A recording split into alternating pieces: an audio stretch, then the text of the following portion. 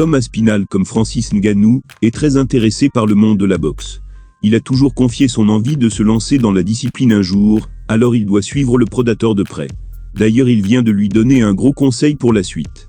Si Francis Ngannou avait accepté de négocier avec l'UFC à la fin de son contrat, il aurait pu voir débarquer une nouvelle vague de prétendants à sa ceinture des poids lourds.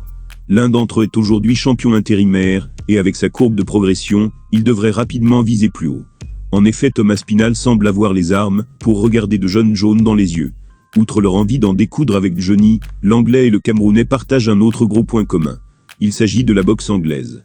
Né dans une famille de combattants, Aspinall s'est rapidement lancé dans le noble art.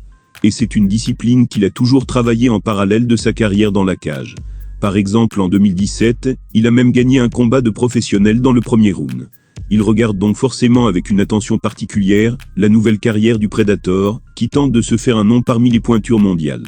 D'ailleurs, dans une récente interview, il a décidé de lui donner un petit conseil pour la suite. Boxe ou MMA, Tom Aspinall a sa petite idée. Et il pourrait bien la suivre lui aussi un jour. Voilà ses mots. Si je dois être honnête, les coups que Francis Ngannou a pris contre Anthony Joshua étaient terrifiants. J'ai eu l'impression qu'il allait dormir pendant une semaine. C'est incroyable, il a pris la foudre. La suite ne dépend que de lui maintenant, mais si j'étais à sa place, j'irais où se trouve l'argent.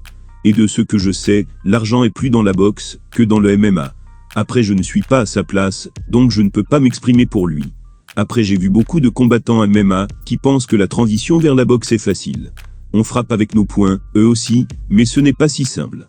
J'ai beaucoup tourné avec des professionnels de haut niveau, et ces gars font la même chose tous les jours depuis qu'ils ont 10 ans. Évidemment, je suis intéressé à l'idée de boxer, mais plus vers la fin de ma carrière. Tom Aspinall a bien conscience que Francis Ngannou n'a plus rien à prouver dans le monde du MMA. Alors à sa place, il continuerait de prendre les millions qui lui sont offerts dans le monde de la boxe. Reste à savoir si le Camerounais sera chaud à l'idée de se prendre des coups aussi violents que ceux envoyés par Anthony Joshua pour les années à venir. La légende de Francis Ngannou dans le MMA n'est plus à écrire, alors pourquoi ne pas continuer dans la boxe? Il ne sera peut-être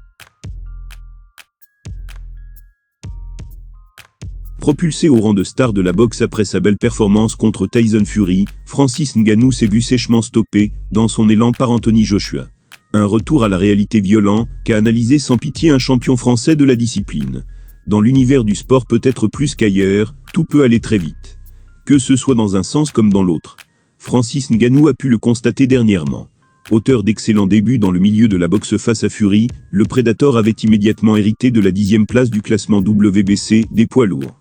Et ce, avant d'être remis à sa place par Anthony Joshua sur un KO qui fait depuis beaucoup parler.